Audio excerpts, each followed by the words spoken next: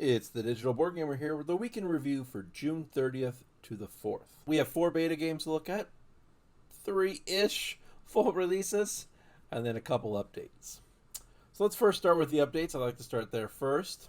Lost Cities has some updates here, has some ability to do the math for you so you don't have to do the math anymore. And a lot of people seem like it's a good update. There's some that don't feel so much, but online games they do the math for you generally, so I think it's a good update for any game to make it easier for you to play quickly. Now we have some updates on a few games that are no longer free. Now they're premium games. Easy Peasy is the first one. So this is something BGA does where basically games come out in a month or so they'll be out. On this one it was 3 months that they were out. Then they're no longer available for free, and they go into a premium option. Toy Battle is the other game that did this. And then one of my favorite games, Hanging Garden, is also now a premium only game. Another update, Catan has the new edition artwork. One of the cool things about this version, though, if you don't like the new edition, you can actually play with the old artwork, which I thought is kind of cool. Unlike a game that I'm going to talk about at the end, Parks, there is no option. They took off the first edition. Here you still get the option, so I thought that was cool. Alright, so we had 4 beta games. First is Castles of Mad King Ludwig, a great addition to BGA. This is a really cool castle building game. So in this game, you're going to be slowly adding more pieces to your castle, building it up. A lot of cards give you points for, like this one here, gives you negative points for having certain rooms adjacent. But it gives you a lot of points, and same thing with this one, it gives you a lot of points. But then there are other rooms like this purple room here, gives you points for having these 2 rooms adjacent. So it's all about building the right things adjacent and so on. There's some cards currently. This player's got 5 and 2 and 3. Those cards are kind of like goals. If you have certain rooms, score 2 points. Certain size of rooms, score 2 points, and so on. So it's a lot of fun castle building. This is pretty much a classic that's been around for 10 plus years. Rated pretty high on BGA, 217. Rated 7.5 and voted best with 4. BGA says it takes about 44 minutes real time. It is a little bit of a longer game, and I thought it played well turn-based when I played my games in turn-based. But as you can see, there is no solo version on here. There is a expansion here. The tower expansion will make it up to 5 players. And I've never played with Moat or these bonus cards yet. Then we had Junk Drawer, a tile placement game. Came out a couple years ago. Voted best with 3, 1 to 4 players. And the solo version is on BGA. Now in my plays, I was trying to figure out what makes this more than just a solitaire game. Basically, each little color junk drawer, you have scoring goals that go with each. So this one here, you're trying to cover up all the spaces, as many as you can. Whereas this blue side, you're trying to not cover up spaces and so on. And then you dealt 4 cards and you have to put the items in each junk drawer. So I was trying to figure out what really player interaction there is in this game. I don't think there's a whole lot, if any at all. So just be aware of that. It's definitely a multiplayer solitaire game. But it had some interesting concepts of you could see all the items down here, what is possible to come up. And then you get dealt 4 cards and you flip them over and then you put each item in. Then I think you play 4 or 5 rounds. The next beta game is Verso. Verso is a card game where you're going to be flipping cards around, creating sets, and scoring points. Verso is newer.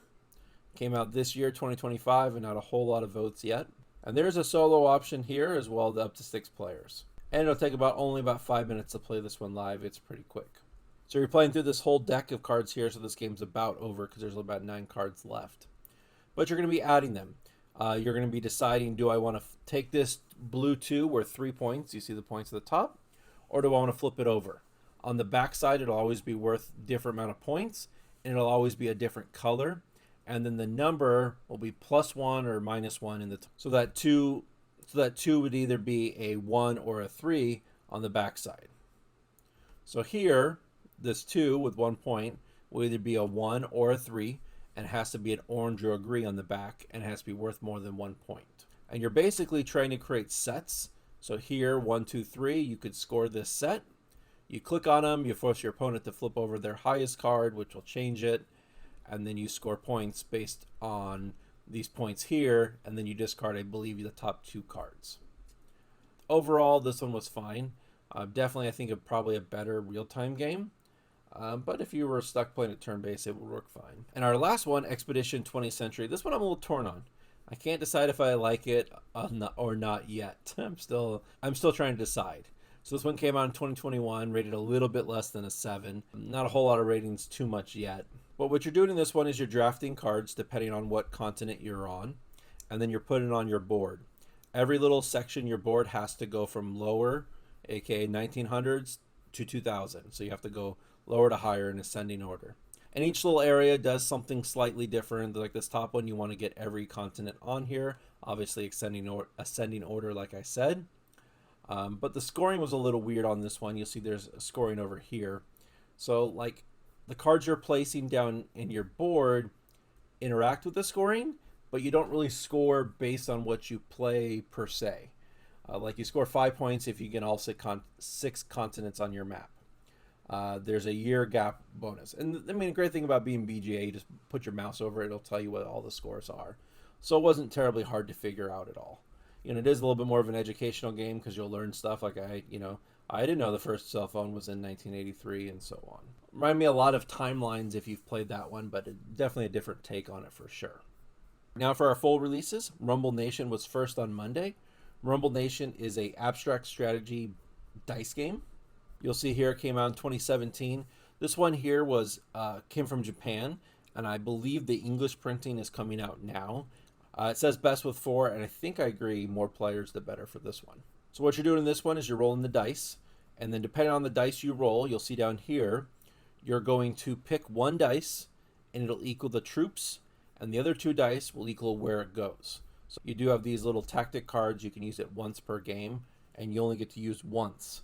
And then I believe when one player goes out of troops, you can no longer play these cards.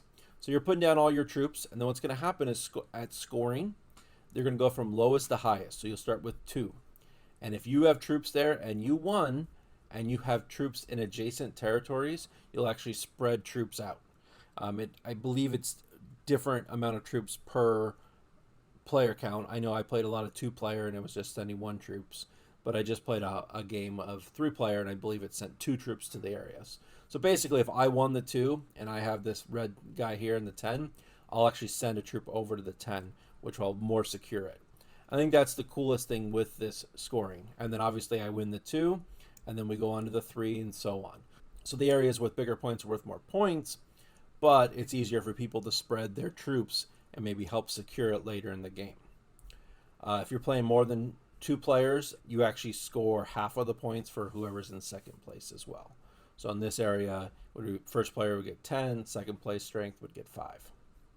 Overall, this one's fairly fun. I like it because it's so light and quick, but yet it feels, I'm usually not a big fan of abstract strategy games, but I really do kind of like this one. The tactical cards, just being able to play this once is a good choice. Oh, you do have to skip your turn when you play this. Sometimes you can do that on purpose, or sometimes that's a negative. And then when you roll the dice, the only thing I forgot to say about that is that when you roll the dice, you can roll it one more time if you don't like your dice roll. So if you like that kind of game, check this one out. Then on Wednesday, we had Ink. Ink is a tile placement puzzle game. This one came out just this year, or is coming out just this year. I gave it a 7, but I'm actually going to bump it up. I've played quite a bit since Wednesday, and I actually really enjoy this one. I think it's worth an 8 for me, for sure.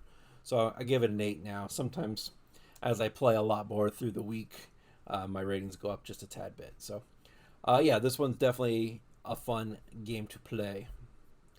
28 minutes, so it is a little bit longer, and expect your first games, if you're playing against people who also is their first game, it can run longer than that, just because you, as a player, decide when it's over. So if you both lack skill level, it could take longer. So this one here, you're moving around this circle, and you can move as far as you want in this circle, but you're going to be traveling around here, and you're going to be adding cards down here, trying to fulfill goals. So here you have to have 5 black spaces connecting. As soon as you do that, you put down inkwells. You'll notice there's 2 inkwells. There's one that's flipped over and one that is upside right. When you put 5, if I was to fill all this 5, if we had 5 black here, your inkwell would go upside down on the goal, and these spots here, you're going to put a normal inkwell, because these can be removed during the game. And then basically at the top here, you're seeing you're going to try to remove all your inkwells. This pile here has to be red or blue, and this one here can be any color when you do the goals. And that's basically the gist. The other cool thing is when you complete different size objectives or goals, you get use these free actions. They do change from game to game, so it's pretty cool. So if you like puzzle, drafting a little bit in this weird way. Oh, one last thing, when you get to this little X, it's kind of a negative. You have to flip it, and then you have to actually draw a card. You flip it over, it'll tell you to cover up 2 spaces. It might say yellow, so I have to cover up this red yellow or this yellow here, and one of the blue, remove the inkwell or whatever the case may be. But overall, I really like that one. Check it out. And then our last full release actually isn't on the latest games of BGA. I actually have to go to news, and you'll see it's here. It came out on the 4th of July, and it's kind of the updated to the parks. This really isn't a new update. It is, I guess. The first edition got removed, and now this is the second edition that came on. But as you can see, this edition came out April 15th, 2025. So it's been 3 months now that this came out. I'm not sure. On Wednesday, it said pretty much, we'll see you next week. Then I was surprised on Friday morning when I woke up and Parks was listed as a new game. So it kind of is, but it kind of isn't. What you're doing is you're going to be fulfilling these park goals here. You'll see that you have to get these items here to fulfill them, and then you actually have to do another action to like play them down. You're going to be on the trailhead, and your characters will move over from left to right. You'll gain items, gain action ability. You'll gain these little icons, maybe some items, and so on. And then you'll eventually score points through your parks here. But if you like parks and didn't get a chance to play it yet, you didn't know it was on there, it's back on. I mean, there's 1,200 plus games on BGA, so it's very easy to miss games, especially when it didn't get a full release until today. Now, for my pick of the week, it definitely has to be Ink. Ink is just so much fun. I've enjoyed the puzzle aspects. It plays good turn-based or real-time. So, like I said, if you haven't played Ink, definitely try it out. Well, I've been the Digital Board Gamer. As always, good luck and have fun.